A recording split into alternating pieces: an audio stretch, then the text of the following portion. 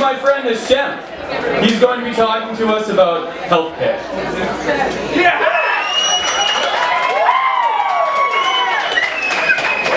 Alright everyone, this is a very important topic for everyone.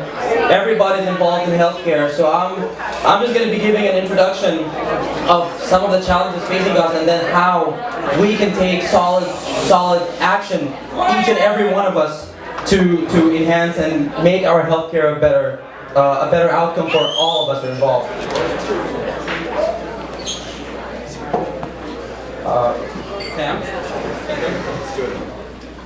Sorry guys. It's not on. 1 second.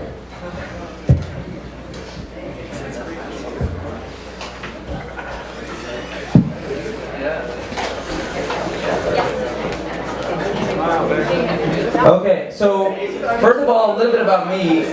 I'm driven by two main philosophies: know more about the world every day and lessen the suffering of others. And I'll tell you how I plan to do it. So how do I define passion? And what is passion for each and every one of us? Well, I didn't find any word in the English language that can tell me what true passion is. So I went to the Greeks and the Italians to tell me what passion is. And the word paraki is the soul, the creativity, the flow that you feel when you're doing something of interest. Well, the Italians like to call grinta. And grinta is grit, is determination, is the power of will, and the power of feeling at one with something you like to do. But how good is passion? How good is passion if it's not coupled with something, with a goal, with an objective that we want to achieve? So, if we don't couple with passion with a goal, and success in achieving our passion is determined by how bad we want that passion to be done. And there's no excuse for each and every one of us, age, nor time, nor any other limiting factor as an excuse, because we were given the same amount of hours Da Vinci, Michelangelo, and all the geniuses, all the innovators that were given. So that's no excuse. So let's get into a bit of healthcare. Why healthcare, and what's the whole problem with healthcare? Well, I'll tell you what. Imagine if I tell you that mankind, is the third leading cause of death in the world, behind heart disease and cancer. Well, that's a huge issue. And imagine if I tell you 32% of cancer clinics in North America do not follow state-of-the-art guidelines. Now you guys are worried. Well, 32%, this means that there's a 1 in 3 chance of me going to a cancer clinic if I get cancer, and I won't be getting the best care.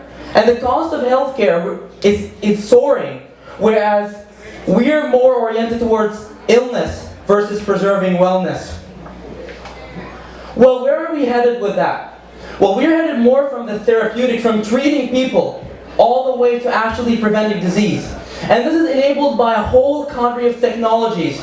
We have mobile connectivity, all the tools we use in our day-to-day communication. The phones, tablets, internet, high bandwidth connectivity. The way we make sure we stay in touch with the world, the way we communicate and get information from the world, well, we use that to change healthcare.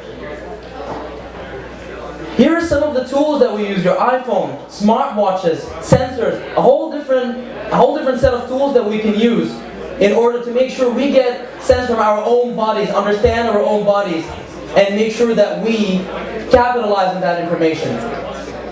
So what am I doing about that? Well, one of the projects I'm going to be doing after I graduate is I'm working on the development of a form of a small sensor. And that sensor will be injected into the bloodstream of high-risk patients.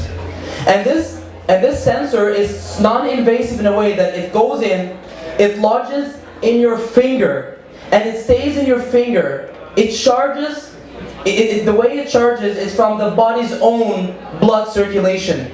And it takes information from the blood to monitor a heart attack before the onset of a heart attack, 5 to 6 hours in advance. 6 hours in advance, we know the person getting a heart attack, we get them to the hospital, prevent a heart attack, and this is how I plan to change healthcare.